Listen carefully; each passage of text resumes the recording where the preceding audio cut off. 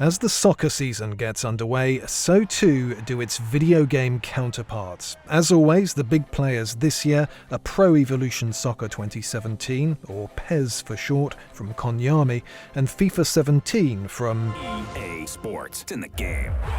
Year on year, new iterations of the titles come out, so how do developers keep them fresh?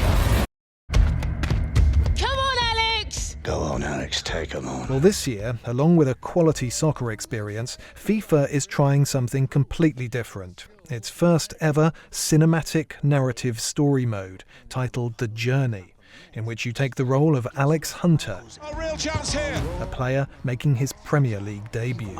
Right, gas. Good match, Alex Hunter. Not only do you have to control Alex's decisions on the pitch, but you're also in control of his life off the pitch too. Too dazzled, can disappear just like that. Real opening. For Pro Evolution Soccer, the focus for the past few years has been to, in their words, faithfully recreate the ebb, flow and skill of a top-flight match, to ensure that players do what you command based on their stats, and that you never have to wait for animations to finish in order to make a pass.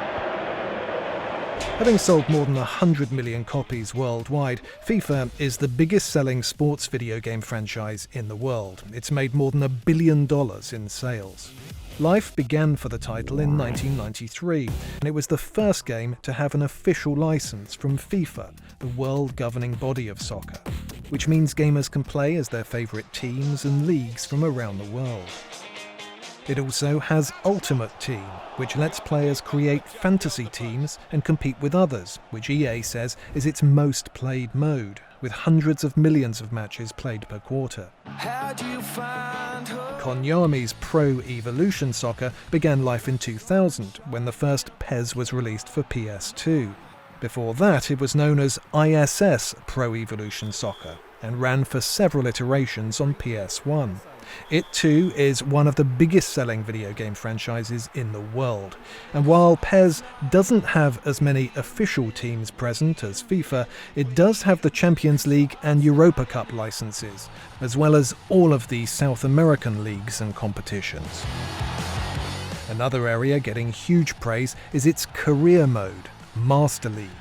Here, you can drill down into detailed player analytics, which ensures the on-screen avatars have the same weaknesses and strengths as they do in real life. When it comes to playing soccer though, both titles are different.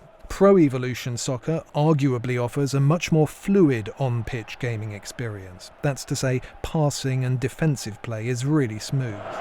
FIFA, on the other hand, again, arguably, is a much slower, more structured gaming experience, with more realism linked to the business of soccer.